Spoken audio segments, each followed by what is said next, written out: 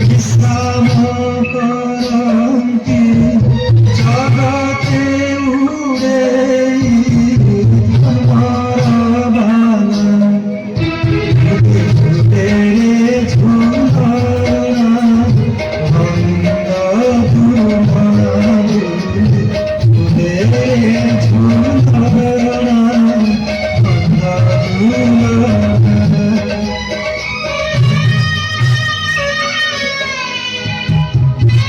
বন্ধ में आया और वो भगवान कृष्ण के लाल चमकती पैर की तलवा को हिरण समझकर एक घातक बाण चला दिया। जब उसने देखा कि उसका बाण कोई हिरण से नहीं स्वयं भगवान कृष्ण जी के पैर में घुस गया है तो उससे बहुत दुख और पश्चाताप हुआ। अपनी गलती का एहसास होते ही उसने बोला, हे भगवान, मुझे क्षमा कर दे। मुझसे अनजाने में बहुत बड़ी पाप हुआ है। इस पाप के लिए तो मृत्यु दंड भी कम है। जरा तुमने कोई अपराध नहीं किया है। तुम त्रेताया युग में वानर राज वाली थे जिन्हें मैं पेड़ के पीछे छिपकर वध किया था, जो कि युद्ध भूमि के नियम का विपरीत था। इसीलिए मेरा मृत्यु तुम्हारे हाथों पहले ही लिख दी गई थी। तुम इस अपराध बोध से मुक्त हो जाओ। ये कहकर भगवान कृष्ण ने भौतिक दुनिया से विदा हो गए। दुखी होकर साथ भगवान कृष्ण के अंतिम संस्कार किए। उनका पूरा शरीर राख में बदल गया सिवाय उनके हृदय के जो जीवंत और दिव्य था। अर्जुन ने हृदय को एक लकड़ी के तख्ते पर रख दिया और उसे नदी में प्रवाहित कर दिया। हृदय नदी में बहता रहा और बहुत समय बाद वह ओडिशा के महानदी तट पर पहुंच गया। वहाँ सब्र नामक एक आदिवासी समुदाय था। विश्वावासु आदिवासी समुदाय का प्रमुख था। उन्होंने भगवान कृष्ण के हृदय को पाया जिससे दिव्य चमक निकल रही थी। विश्वावासु ने इसकी दिव्यता को समझा और एक गुप्त गुफा में नील माधव की मूर्ति के रूप में इसकी पूजा करते रहे।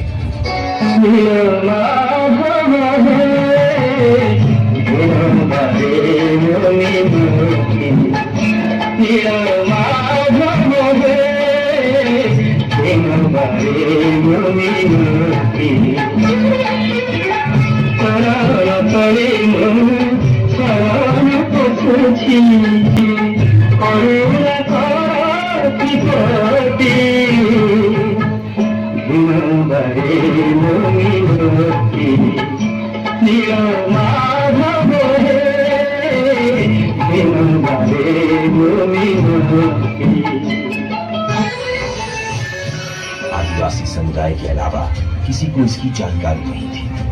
उस समय अवंती में इंद्रद्युम्न नाम का एक राजा थे। वह भगवान विष्णु के बहुत बड़े भक्त थे।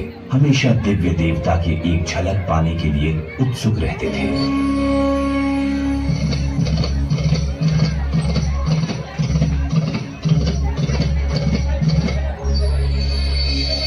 बाली खाली बाली बाली रचा तेरे गोपन देवळ चूड़ा बाली खाली बाली बाली रचा तेरे गोपन देवळ चूड़ा तीन दिन राजा खोजी खोजी गले नील माधव बड़ बेड़ा तीन दिन राजा खोजी खोजी गले नील माधव बड़ बेड़ा। राजा विद्यापति के साथ सरसों के पौधों के पीछे पीछे नील माधव की दिव्य मूर्ति देखने गए। गुफा पर पहुंचने पर उन्हें वहां कुछ नहीं मिला। नील माधव गायब हो गए थे।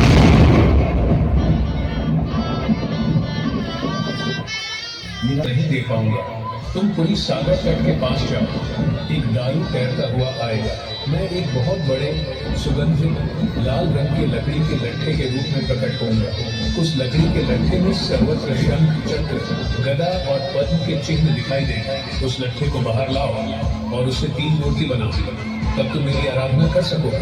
राजा इंद्रद्युम्न ने इस संदेश का पालन किया और पुरी के समुद्र तट पर पहुंचे जहां उन्हें वास्तव में एक तैरता हुआ लकड़ी का लट्ठा मिला। लेकिन राजा के सेवकों के अनगिनत प्रयासों के बावजूद कोई लकड़ी के लट्ठे को नहीं बना सका। आखिरकार आदिवासी नेता विश्वावासु की मदद से लकड़ी के लट्ठे को महल में लाया गया, लेकिन कोई भी कुशल कारीगर उस लट्ठे से नील माधव की मूर्ति नहीं बना सका। हे राजा, ये लकड़ी इतनी मजबूत है कि इस पर हमारे किसी भी हथौड़े और छीनी का कोई असर ही नहीं हुए। और बोले, राजन, देवताओं के दिव्य शिल्पी विश्वकर्मा की आराधना करें। वह इस कार्य को अवश्य पूरा करेंगे। भगवान विष्णु की सलाह के बाद राजा इंद्रद्युम्न ने दिव्य मूर्तिकार विश्वकर्मा से प्रार्थना की।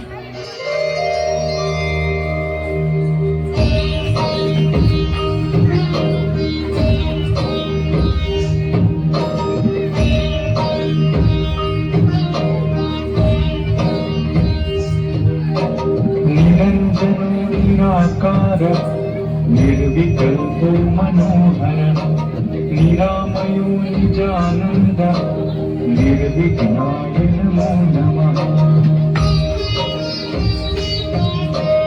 अनादिर प्रमेयश्च अरूपश्च जया जय लोकरूपो जगन्नाथ विश्वकर्मन् नमो नमः।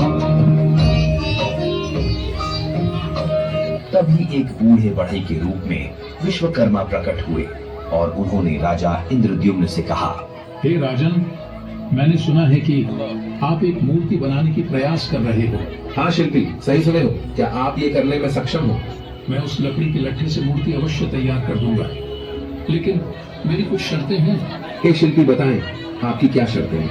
मैं 21 दिनों में एक बंद कमरे में भगवान विष्णु की मूर्तियां बनाऊंगा और इस प्रक्रिया के दौरान मुझे अकेला रहना होगा। अगर 21 दिन पूरे होने से पहले किसी ने दरवाजा खोला तो मैं मूर्तियों को उसी अवस्था में अधूरा छोड़कर चला जाऊंगा। क्या आप इन शर्तों से सहमत हैं? हाँ, मुझे आपकी सभी शर्तें स्वीकार हैं। कृपया कार्य को आगे बढ़ाएं। विश्वकर्मा ने दरवाजा बंद कर दिए और अपना काम शुरू कर दिए। लोगों को कमरे से केवल आरी, छेनी और हथौड़े जैसे औजारों की आवाज ही सुनाई दे रही थी।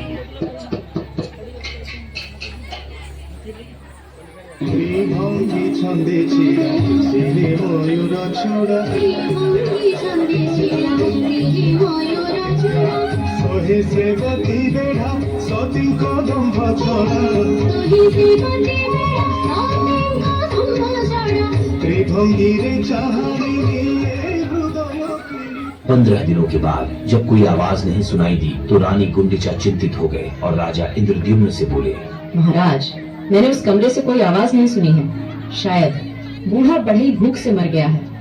कोई दुर्घटना होने से पहले हमें दरवाजा खोल देना चाहिए। लेकिन रानी, उसने शर्त रखी थी कि 21 दिन से पहले दरवाजा नहीं खोला जाएगा। लेकिन महाराज, अगर वो वृद्ध बढ़ई को भूख प्यास की वजह से कुछ हो गया तो हमें महापाप लगेगा।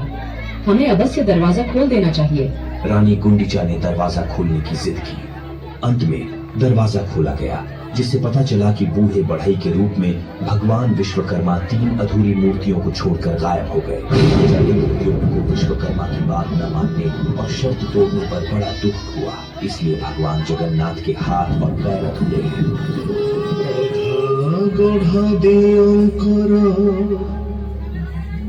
देखा चौका आखी को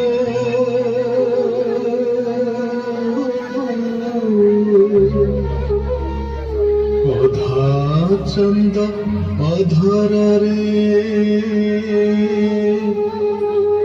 अधा था हस को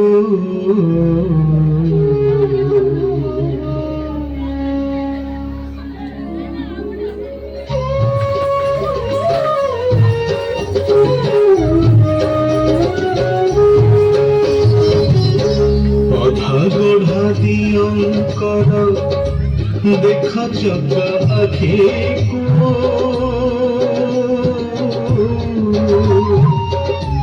अधा गोढ़ा दियंकर देखा चका आखी को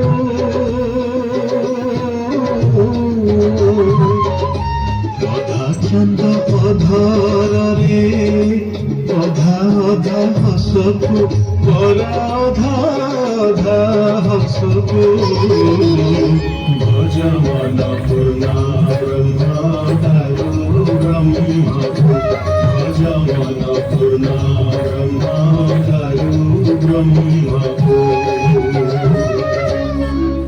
जब राजा इंद्रद्युम्न उन अर्धनिर्मित मूर्ति के समीप जाते हैं तो उन्हें हृदय की धड़कने की ध्वनि सुनाई देती है, जिससे उन्हें ये ज्ञात हो जाता है कि इस मूर्ति के भीतर श्री कृष्ण जी के हृदय विराजमान है। राजा इंद्रद्युम्न ने उन मूर्तियों को स्थापित किया जिन्हें आज भगवान जगन्नाथ, भगवान बलराम और देवी सुभद्रा के नाम से जगन्नाथ धाम पुरी में पूजा पाते हैं। और भगवान जगन्नाथ को दुनिया में एकमात्र जीवित देवता माना जाता है, जो अपने भक्तों को सुनते, समझते और उनकी इच्छाओं को पूरा करते हैं। जय जगन्नाथ, जय जय जगन्नाथ, जय जगन्नाथ।